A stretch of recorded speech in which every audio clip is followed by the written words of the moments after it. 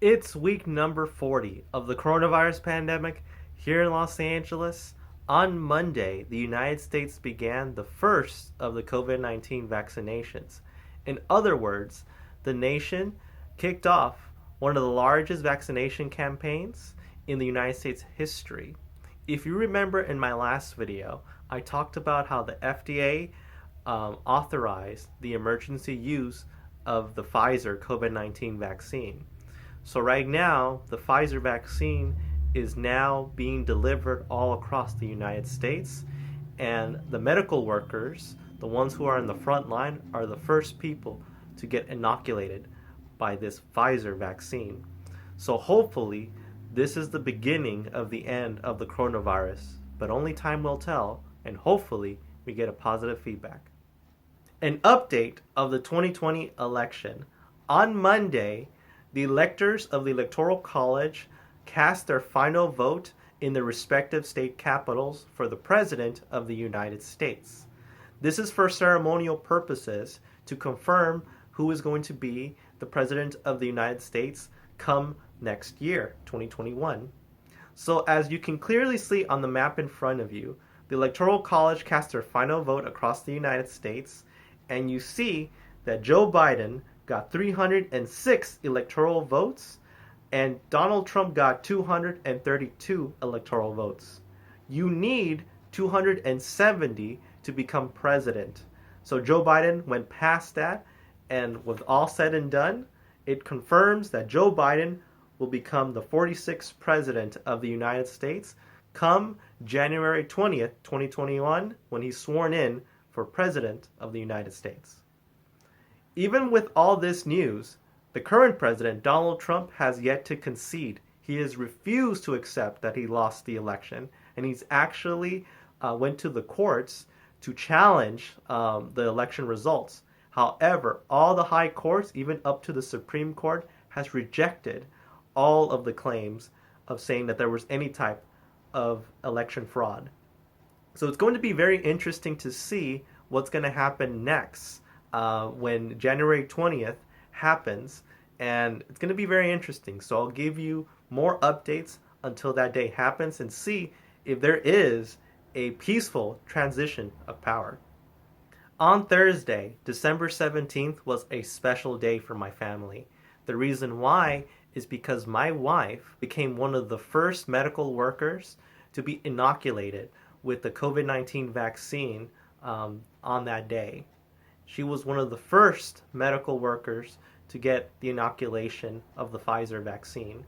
And they deserve it because she, like many others who are in the medical field, the doctors, the nurses, the medical assistants, the paramedics, those are all the frontline workers that have been fighting so hard against this virus since the beginning of this pandemic.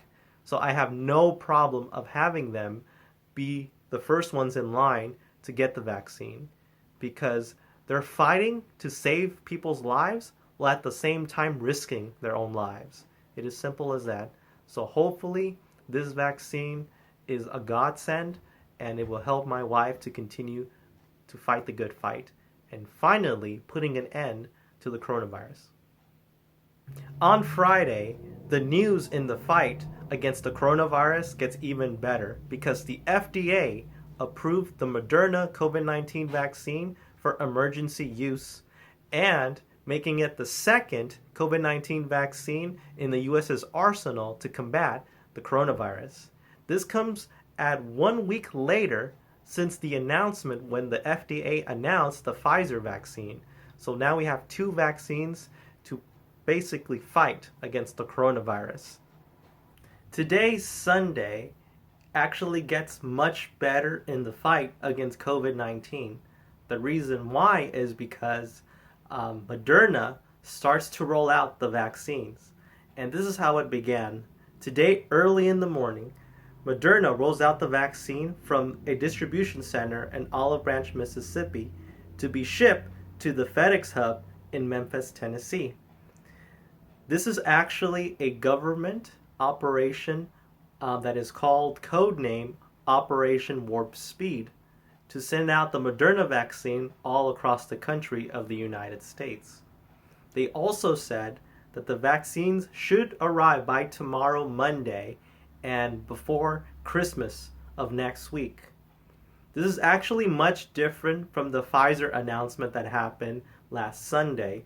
The reason why is because Moderna is a US government operation, while Pfizer had to actually come up with its own plan of distribution. Nonetheless, this is actually big news. In the last 2 weeks alone now, Pfizer and Moderna are now the two vaccines that have been FDA approved for emergency use to fight COVID-19. Now that we have two coronavirus vaccines available, both the Pfizer and the Moderna that have been authorized for emergency use by the FDA, I wanted to go over some of the differences and similarities both have. Here are some of the differences. So first off, the Pfizer vaccine, it has to be stored below 94 degrees Fahrenheit.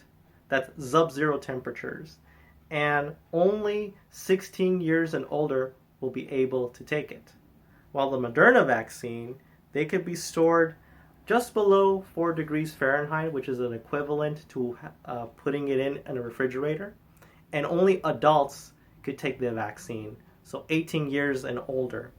Here are some of the similarities. Both the Pfizer and Moderna require 2 doses, about 20 days apart. Both of them have an mRNA component. Both of them are effective for anyone to take, regardless of gender or race, and both of them are about 95% effective.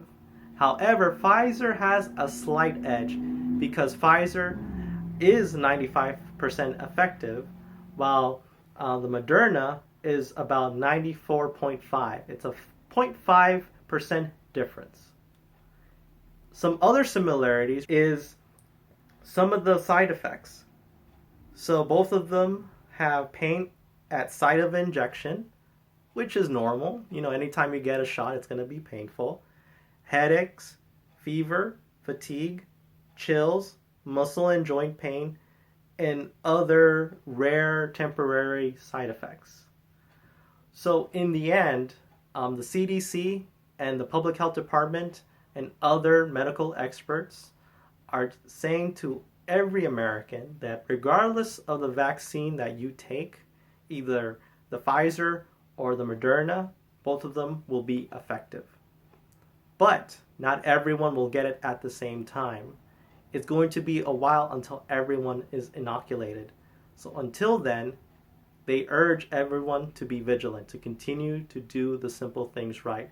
Wearing a mask, washing your hands, social distancing 6 feet apart, and so on. Because it's going to be a while until everyone will be inoculated. So we have to continue to do the good fight against the coronavirus.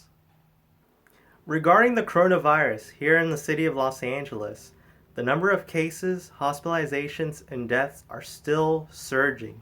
They surged more this week than previous week. So much that the Los Angeles Department of Public Health announced that 1 in 80 Angelenos carry the COVID-19 virus. So it's pretty scary at this very moment, especially during the holidays. And they're urging everyone here in Los Angeles that resides in Los Angeles to please keep the outdoor activities at a minimum, and for the holidays to please stay at home, to have a virtual party with your loved ones if possible, because we need to bend the curve of this ongoing surge of the coronavirus hitting the city of Los Angeles.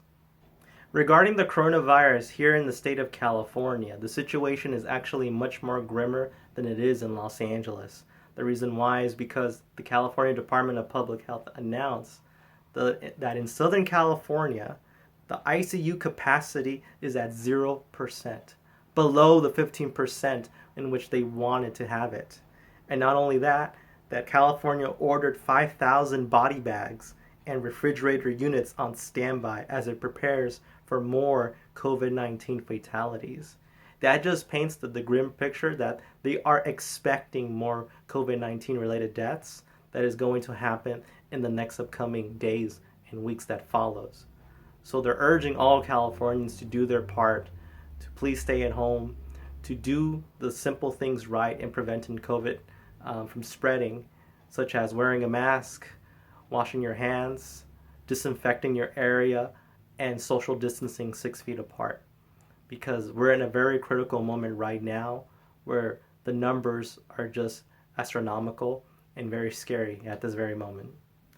Now moving on to the entire country of the United States. The Johns Hopkins University earlier announced this week that the United States has surpassed a grim milestone.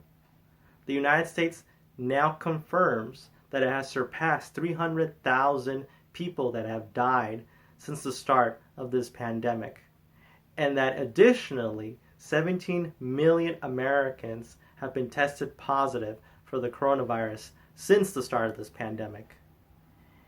No other country in the world comes close to these numbers, and the United States continues to be the #1 country in the world that has the most cases and the most deaths because of COVID-19. The CDC and the public health departments are urging all Americans to stay vigilant. This is not the time to be complacent, that even though these 2 vaccines from Pfizer and Moderna are on their way and they have been given the green light to be of use, of emergency use all across the United States, not everyone will get the vaccine at the same time. It's going to take some time until everyone is inoculated. But until then, everyone has to stay vigilant, that we have to continue to do the simple things right, and that if we are complacent and we don't stay vigilant, we might be looking at even greater surges and numbers of COVID-19 cases, hospitalizations, and deaths in the later weeks, and now moving on to the next year of 2021. So again, all Americans are urged to be cautious, vigilant, and to stay disciplined in the fight against COVID-19. So that is it for today's video. I also wanted to add Happy Hanukkah to all of my Jewish friends. Hopefully you had a wonderful Hanukkah with your friends, loved ones, and families. So everyone, stay strong, stay safe.